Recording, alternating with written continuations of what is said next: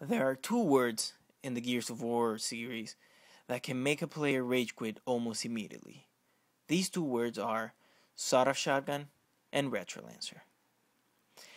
These two new weapons were added in the third installment of the Gears of War series, Gears of War 3. And at first, even though they seemed interesting during the beta and were actually the two most used weapons during the beta, players found out later on that they're actually quite a bit overpowered.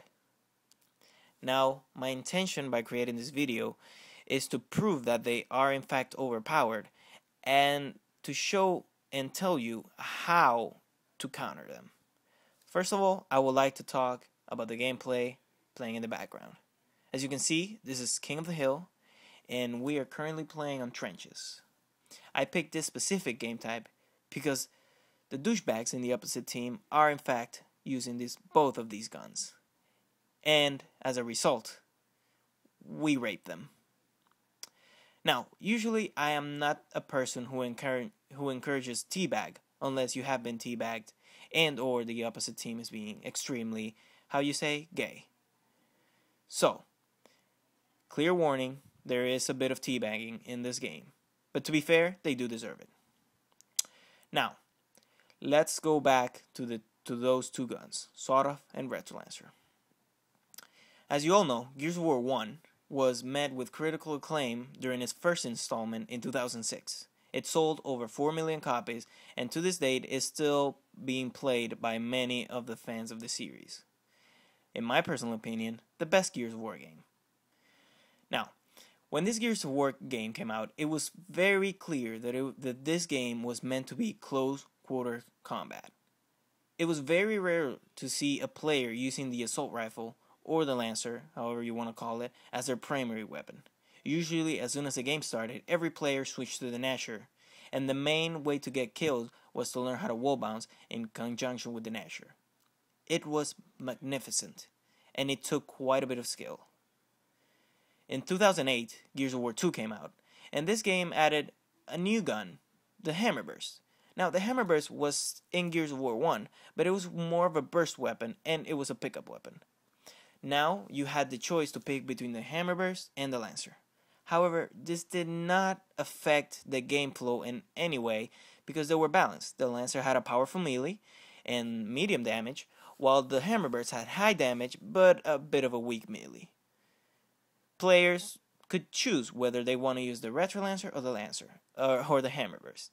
In reality, it didn't really matter, because in the end, they were still balanced.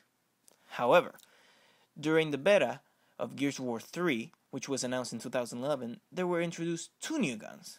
Very exciting. We were getting more out of the game. These two guns were the sawed-off shotgun and the retrolancer. Now, during the beta, the sawed-off and the retrolancer were the most used weapons. Why? Because they were new, and people wanted to try them out. And as it turned out, they were pretty good, especially when you use them in conjunction. Simply because the sawed-off is a weapon used to defend. It only gives you one shot, and it's not really good for rushing, because if you miss the active, or the reload in general, you're pretty, fucked. Now, as a defense weapon, it wasn't really good for games like Team Deathmatch, where it's all about getting kills as fast as possible. Now, the retrolancer, however, is a very, very aggressive assault rifle, and it has a very powerful melee, so it makes sense to use it in conjunction with the double barrel. You use the double barrel, get a kill, then pull out the retrolancer and get another kill. It made perfect sense. One gun to defend, the other one to attack. Now, what people didn't notice at the time is that these two guns had something that the other guns didn't have. One, they were a bit overpowered when it came to damage. However, this did not matter because overall people were just having fun. However, when the game came out and people began to notice that the KDR was going down because of the constant usage of these two guns. The reason for this is very simple.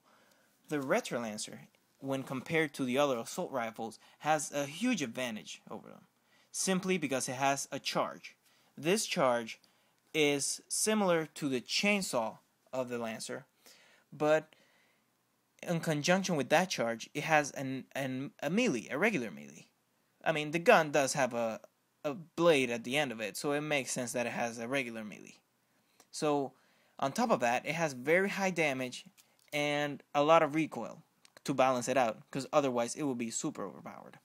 Oh, there's a bit of teabagging I was talking about. Now, when you think about it, let's go back to the classic rifle, the Lancer. The Lancer had a chainsaw, it had a powerful melee, and it had a sort of decent damage. When you think of the retrolancer, it has a charge, it has a powerful melee, and on top of that, it has high damage. It seems, when you compare it to the Lancer, it seems a bit too over the top. Why would you even bother to use the Lancer when you can have the retrolancer? As a result, many people started using it. And as a result of that, many people started dying to it and started complaining about it. Now, a simple nerf in the damage could make the gun a bit more manageable, and it would cause less rage, less outrage, and less middle age crisis. However, Epic Games has yet to fix this. So for now, all I can tell you is how to counter the retrolancer. Now, the retrolancer, its most significant downside is the fact that it has a huge amount of recoil. So the best way to counter the retrolancer is by moving towards the sides. Once you start rolling towards the sides, the player must adjust your movements, and as a result, he usually fails, because blind firing with the retrolancer is a bit of a clusterfuck, and most of the time you will miss. So the best way to fight a retrolancer is to get as far as you possibly can from the melee and to move from one side to the other. So far, that is the only way and I put an emphasis on I have found to counter it. Now, let's move on to the sawed-off. The sawed-off is a bit easier to counter. All you gotta do is trick the opponent into shooting, because once they do that, they have to reload, and as a result, the reload takes forever, and most of the time you will be able to kill them. However, most of the time, this is not how it goes. Most of the time, you will get killed as you're walking, and this dude pops out of the corner, and before you even have time to react, you will get killed. So as a result, the best way to counter the sawed-off is to get away from corners and roll back as soon as you see somebody with a sawed-off. Once they take that first shot, you gotta take them down before they pull out their retrolancer. So far, this method has worked for me, and it seems very, very effective. Now, when used in conjunction, the retrolancer and the sawed-off, it can be a bit of a pain. But don't be afraid to use your assault rifle. Don't be afraid to go behind cover and suppress them with your hammer burst while your teammates flank them. Usually, this will ensure their certain death. But sometimes you don't have a team, so how can you counter it by yourself? Well, that is why Epic included smoke grenades. Smoke grenades are probably the most underpowered weapon in this game, and the most useful, in my opinion, yet underpowered in a way. They're not used enough by the players, and they give a huge advantage. With the smoke grenade, you can flank and you can directly attack somebody because they will be stunned for about 3 seconds. That is the best way to counter these people. Now, the other tip I have is, as soon as you take them down, taste it, because you earn it. Taste the sweet, sweet taste of victory by putting your nuts in their face. They deserve to get teabagged. They know what they did wrong, and as a result, you should put your nuts in their mouth. Make them regret that they would ever use such a gay combination. Now, I have tried to come up with many different ways when it comes to dealing with this type of guns. And over the years, over the course of a year, it's caused a lot of rage coming from me, because these two guns are highly overpowered, like I've said before, and there's really not that much you can do about it. Oh fuck, I can't keep doing that voice. So basically, the best way to counter them is to accept them. if you think about it, the person using them might seem overpowered, but using the right tactics, you can get around them, and you will notice that they're actually in a bit of a predicament because they might think that they're doing well and that they have a decent combination, but they're actually in a disadvantage when you look at the facts. So let me try to tell you why the Nasher is better than the sawed off, and maybe this will deter some of the players from using them. Now, the good thing about the Nasher, obviously, is you got multiple shots, and there's no need to reload in between shots, so it's pretty consistent. And on top of that, it has a pretty decent range when compared to the sawed-off. I mean, there is really no need for the sawed-off. Basically, if you're using the sawed-off, you are yelling at the people that you have no skill in the game and that you need to get one kill at a time. And that, to be honest, that seems a bit humiliating when then just using the Nasher and getting good at wall bouncing.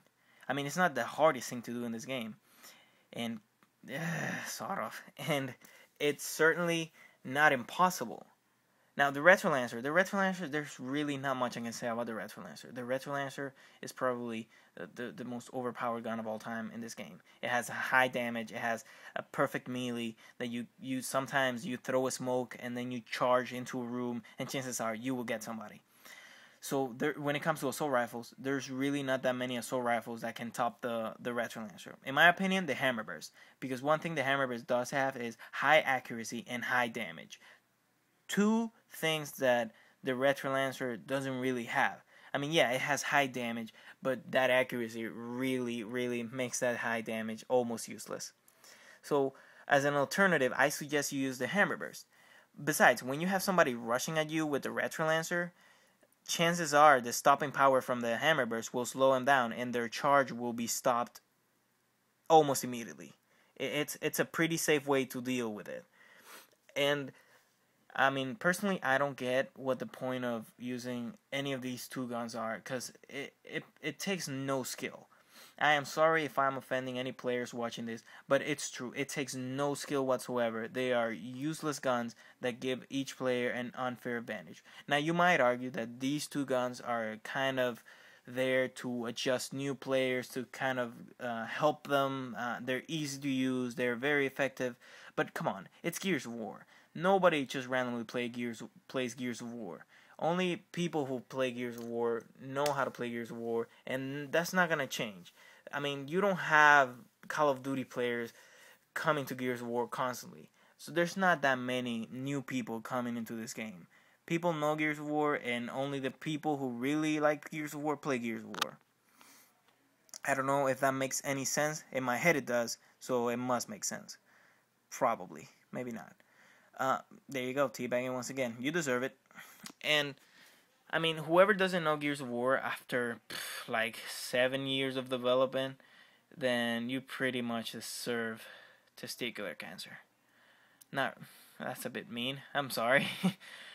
But it just seems a bit it just seems a bit cheap to use these guns constantly. I mean, not only does it give the player an unfair advantage, but it also deters other people from playing the game.